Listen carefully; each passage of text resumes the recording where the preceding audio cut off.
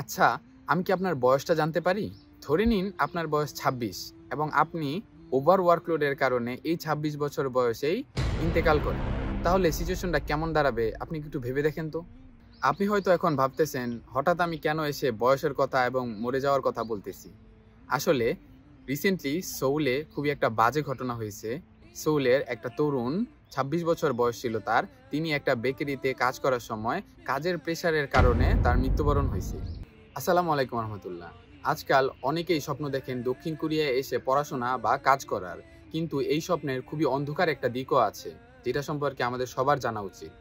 সম্প্রতি সোউলের এই মর্মান্তিক ঘটনা আমাদেরকে সাউথ কোরিয়ার এই কঠিন বাস্তবতা সামনে তুলে এনে দিয়েছে। তরুণটি এই বেকারির একটা নতুন ব্রাঞ্চ খোলার জন্য কাজ করতেছিল এবং তার এক সপ্তাহে সর্বোচ্চ কাজের সময় ছিল ৮০ ঘন্টা। Can you ever imagine? তিনি এক সপ্তাহে ৮০ ঘন্টা করে কাজ করতেছিল এবং এই মর্মান্তিক কাজের প্রেশারের কারণেই তার মৃত্যুবরণ হয়েছে, যেই বিষয়টাতে জাপানিজ এবং কোরিয়ান কালচারে বলা হয় karoshi. Well, what is karoshi? Karoshi means death by overwork. দক্ষিণ কোরিয়ার মতো এরকম উন্নত দেশে কাজের চাপ যে অস্বাভাবিক হইতে পারে, এই ব্যাপারটা আসলে এখানে সাধারণ। এবং অস্বাভাবিক কাজের চাপের কারণে যদি কোনো মানুষের মৃত্যু বা শারীরিক অসুস্থতা হয়, তাহলে এই জিনিসটাকে তারা বলে কারোশি।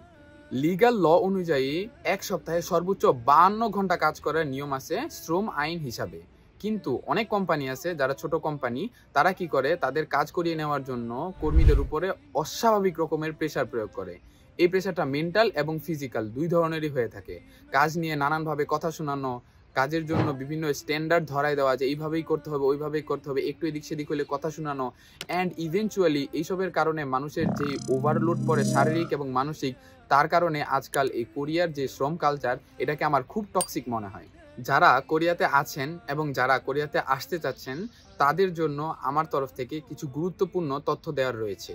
প্রথমত, আপনি যদি কোনো পার্ট টাইম কাজ বা ফুল টাইম কাজের জন্য জয়েন করেন, তাহলে সেই কাজ সম্পর্কিত যত অধিকার আছে, শ্রমিক অধিকার, সবগুলো জেনে নেওয়ার চেষ্টা করুন।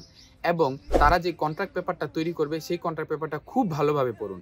কন্ট্রাক্ট পেপারের মধ্যে অনেক সময় হিডেন অনেক ধরনের টার্মস অ্যান্ড কন্ডিশনস থাকে, যেগুলো হয়তো পরবর্তীতে আপনাদের জন্য কি হতে পারে, বিষের মতো হয়ে যেতে পারে। সো আপনারা খুব ভালোভাবে যে কন্ট্রাক্ট পেপার আছে সেটা পড়ুন, জানুন, এবং যদি কোনো সমস্যা মনে হয়, তাহলে কোরিয়ার যে লেবার অফিস বা বিদেশিদের যে সহায়তা করার জন্য যে কেন্দ্রগুলো আছে, সেখানে অবশ্যই জানানোর চেষ্টা করুন।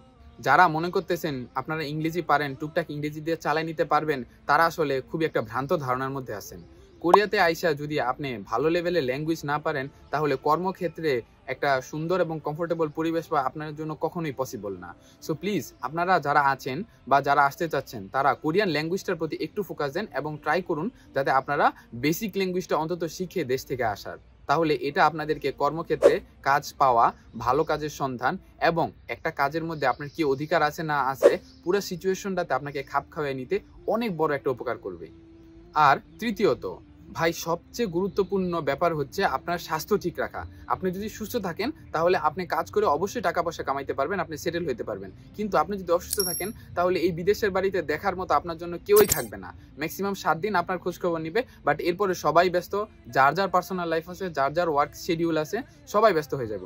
সো প্লিজ, আপনি আপনার শারীরিক স্বাস্থ্যের প্রতি যথেষ্ট মনোযোগ দিন, যাতে আপনি সুস্থ থাকেন এবং আপনার পরবর্তী পদক্ষেপ এবং কার্যক্রমগুলো স্মুথ এবং সুন্দরভাবে হয়ে থাকে।